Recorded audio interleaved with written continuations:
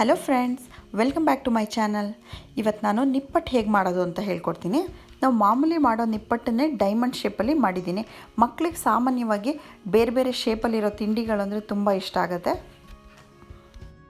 ನಿಪ್ಪಟ್ಟು ಅಂದರೆ ಅವರು ತಿಂದೇ ಇರ್ಬೋದು. ಈ ಥರ ಡೈಮಂಡ್ ಶೇಪಲ್ಲಿ ಮಾಡಿಕೊಟ್ಟಾಗ ಸ್ನ್ಯಾಕ್ಸ್ ಅಂದ್ಕೊಂಡು ತಿಂದ್ಬಿಡ್ತಾರೆ. ಮೊದಲಿಗೆ 1 ಕಪ್ಪಷ್ಟು ಮೈದಾ ಹಿಟ್ಟು ತೊಗೋಬೇಕು.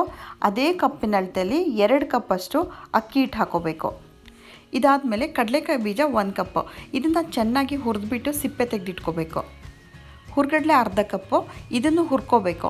ಮೈದಾ ಹಿಟ್ಟು ಮತ್ತು ಅಕ್ಕಿ ಹಿಟ್ಟನ್ನು ಹಸಿನೇ ಹಾಕಬೇಕು. ಹುರ್ಗಡ್ಲೆನ ಸ್ವಲ್ಪ ಲೈಟ್ ಬ್ರೌನ್ ಬರೋವರೆಗೆ ಹುರ್ಕೊಂಬಿಟ್ಟು ಒಂದು ಸೈಡಲ್ಲಿ ಎತ್ತಿಟ್ಕೋಬೇಕು. ಇದಾದಮೇಲೆ ಕಡಲೆಕಾಯಿ ಬೀಜನ ಒಳಗಡೆ ಎಲ್ಲ ಬೇಯೋ ಥರ ಚೆನ್ನಾಗಿ ಹುರಿದ್ಬಿಟ್ಟು ಅದ್ರ ಸಿಪ್ಪೆನೆಲ್ಲ ತೆಗೆದು ಕ್ಲೀನ್ ಮಾಡಿಟ್ಕೋಬೇಕು. ಹುರ್ಗಡ್ಲೆ ಮತ್ತು ಕಡಲೆಕಾಯಿ ಬೀಜ ಎರಡೂ ಹುರಿಬೇಕಾದ್ರೆ ಎಣ್ಣೆ ಹಾಕಬಾರ್ದು, ಡ್ರೈ ಆಗೇ ಹುರಿಬೇಕು. ಕ್ಲೀನ್ ಮಾಡ್ಕೊಂಡಾದಮೇಲೆ ಅದನ್ನು ನಾನು ಒಂದು ಪೇಪರಿಗೆ ಹಾಕ್ಕೊಂಬಿಟ್ಟು ಅದನ್ನ ದೊಡ್ಡದಾಗಿ ಪುಡಿ ಮಾಡಿ ಇಟ್ಕೋಬೇಕು. ತುಂಬ ನೈಸ್ ಪೌಡರ್ ಆಗಬಾರ್ದು. ಹುರ್ಗಡ್ಲೆ ಮತ್ತು ಕಡಲೆಕಾಯಿ ಬೀಜ ಎರಡನ್ನೂ ಒಟ್ಟಿಗೆ ಹಾಕ್ಕೊಂಡಿದ್ದೀನಿ. ಕ್ರಷ್ ಮಾಡಬೇಕಷ್ಟೇ. ಮಿಕ್ಸಿಗೆ ಹಾಕಿದರೆ ತುಂಬ ನೈಸ್ ಪೌಡರ್ ಆಗುತ್ತೆ. ಹಾಗಾಗಿ ಮಿಕ್ಸಿಯಲ್ಲಿ ಪುಡಿ ಮಾಡ್ಕೊಬಾರ್ದು.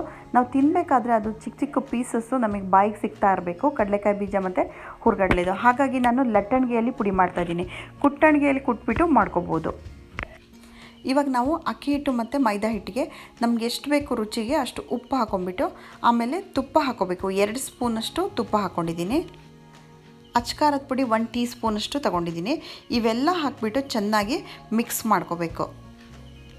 ಹುರಿದು ಪುಡಿ ಮಾಡಿ ಇಟ್ಕೊಂಡಿರೋ ಕಡಲೆಕಾಯಿ ಬೀಜ ಮತ್ತು ಹುರ್ಗಡ್ಲೆನ ಹಾಕಿಬಿಟ್ಟು ಚೆನ್ನಾಗಿ ಕಲಿಸ್ಬೇಕು. ನೀರು ಎಷ್ಟು ಬೇಕು ನೋಡ್ಕೊಂಡು ಹಾಕೋಬೇಕು. ಒಂದೇ ಸಲಕ್ಕೆ ಹಾಕಬಾರ್ದು. ಹಿಟ್ಟು ತುಂಬ ಸ್ಮೂತ್ ಆಗೋವರೆಗೆ ಕಲಿಸ್ತಾನೆ ಇರಬೇಕು. ಒಂದು 5ರಿಂದ 10 ನಿಮಿಷನಾದರೂ ಕಲಿಸ್ಬೇಕು. ಹಿಟ್ಟು ಸ್ಮೂತ್ ಆಗಬೇಕು ಅಂತ ನೀರು ಜಾಸ್ತಿ ಮಾಡ್ಕೊಬಾರ್ದು. ನಾವು ಕಲಿಸ್ತಾನೆ ಅದು ಸ್ಮೂತ್ ಆಗಬೇಕು. ಕಲಸಾದ್ಮೇಲೆ ನೀವು ಉಂಡೆ ಮಾಡಿಬಿಟ್ಟು ನೋಡ್ಬೋದು. ಉಂಡೆ ಹೊಡಿತಾ ಇದ್ದರೆ ಅದಿನ್ನೂ ಹದ ಬಂದಿಲ್ಲ ಅಂತ ಇನ್ನೊಂದು ಸ್ವಲ್ಪ ಕಲಿಸ್ಬೇಕಾಗುತ್ತೆ. ಇವಾಗ ರೆಡಿಯಾಗಿದೆ ಹಿಟ್ಟು. ಕೈಗೆ ಒಂದು ಸ್ವಲ್ಪ ತುಪ್ಪ ಸವರ್ಕೊಂಡ್ಬಿಟ್ಟು ನಾವು ಒಂದು ಉಂಡೆ ಮಾಡಿಬಿಟ್ಟು ಲಟ್ಟಿಸ್ಕೋಬೇಕು. ಫಸ್ಟು ಚಪಾತಿ ಥರ ದೊಡ್ಡದಾಗಿ ಲಟ್ಟಿಸ್ಕೋಬೇಕು. ಕಡಲೆಕಾಯಿ ಬೀಜ ಮತ್ತು ಹುರ್ಗಡ್ಲೆ ಜಾಸ್ತಿ ಆಯಿತು ಅಂತ ನಿಮ್ಗೆ ಅನ್ನಿಸ್ಬೋದು. ಅದೆರಡು ಜಾಸ್ತಿ ಆದಷ್ಟು ಟೇಸ್ಟು ತುಂಬ ಚೆನ್ನಾಗಿರುತ್ತೆ. ಹಾಗೆ ನಿಪ್ಪಟ್ಟು ತುಂಬ ಕ್ರಿಸ್ಪಿಯಾಗಿ ಬರುತ್ತೆ.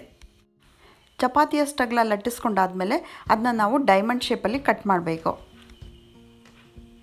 ಸೈಡಲ್ಲಿರೋ ಪೀಸಸ್ ಎಲ್ಲ ಡೈಮಂಡ್ ಶೇಪಲ್ಲಿ ಬರಲ್ಲ. ಅದನ್ನೆಲ್ಲ ಕಟ್ ಮಾಡಿಬಿಟ್ಟು ತೆಗೆದುಬಿಡಬೇಕು, ಎಡ್ಜಲ್ಲಿರೋದೆಲ್ಲ.